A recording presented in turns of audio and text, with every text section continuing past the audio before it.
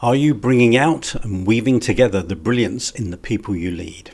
I always had a deep sense that one of the highest purposes of leadership was to inspire the best in yourself and other people. But I saw that many leaders seemed to think their job was to control people and keep them in their place. And here I was seeing a leader inspiring the best in herself and others and creating incredible real-world results as a consequence. Her style of leadership led to Downton Abbey winning numerous accolades, including BAFTAs and Golden Globes, and by the third series it had become the most watched TV series ever.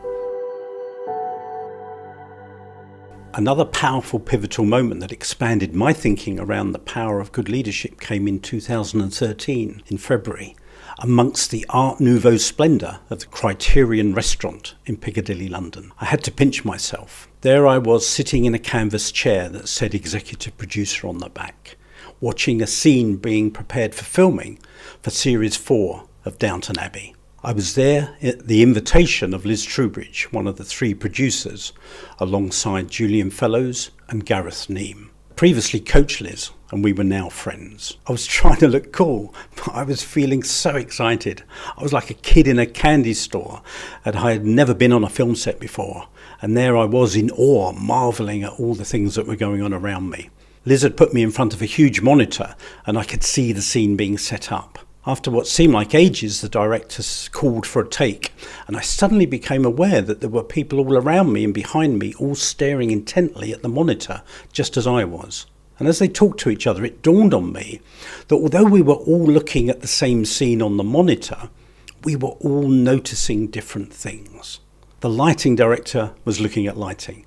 The person in charge of hair and makeup was looking at hair and makeup. The props manager was looking at props, and wardrobe were looking at what they were all wearing. And the woman I was sitting next to was in charge of continuity, and she was noticing that they would not have had bread rolls on their side plates at that point in history, or they would not have clinked their cut glasses together in a toast, as the glasses would probably have smashed. The attention to detail was astonishing. And it was dawning on me that all these people were brilliant at their strand of the tapestry and passionate about doing what they did. When the scene had been filmed several times from different angles and was in the can, Liz could relax a bit, and we chatted for a moment.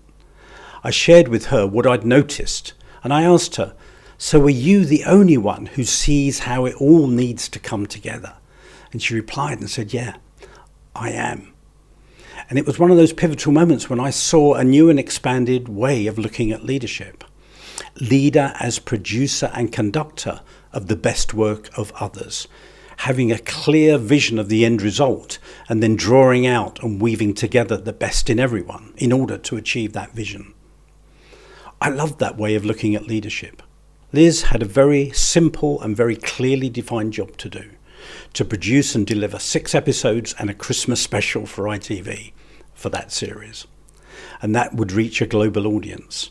It was a momentous task with months of pre-production, months of filming, and then months of post-production for each series. A few weeks later, Liz invited me to her office in Ealing, and I saw the production schedule on her wall. There were over 1,000 scenes mapped out, and what would be needed for each scene. It was nothing short of a military-style operation. I must admit, I felt like I needed to lie down with a damp flannel on my forehead at the thought of that much planning and execution. And at that time, after 3 successful series, Downton Abbey was already a global phenomenon. So I asked Liz if she was still enjoying her leadership. She smiled and she said, "It's such a privilege that I get to do this every day." There was something about the energy with which she expressed, "It's a privilege," that gave me goosebumps. "My brilliance lies in enabling the brilliance of others," she said. "By making them shine, I get to shine." I always had a deep sense that one of the highest purposes of leadership was to inspire the best in yourself and other people. But I saw that many leaders seemed to think their job was to control people and keep them in their place. And here I was seeing a leader inspiring the best in herself and others and creating incredible real-world results as a consequence. Her style of leadership led to Downton Abbey winning numerous accolades, including BAFTAs and Golden Globes, and by the third series it had become the most watched TV series ever. A year later, Liz asked me to help her unpack the components of her leadership style that had been such a big part of Downton's success. She was too close to it to see it clearly for herself.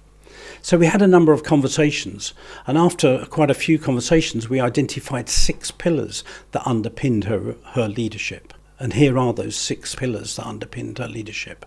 Number 1, creating a trusting and supporting workplace which enables people to do and give their best.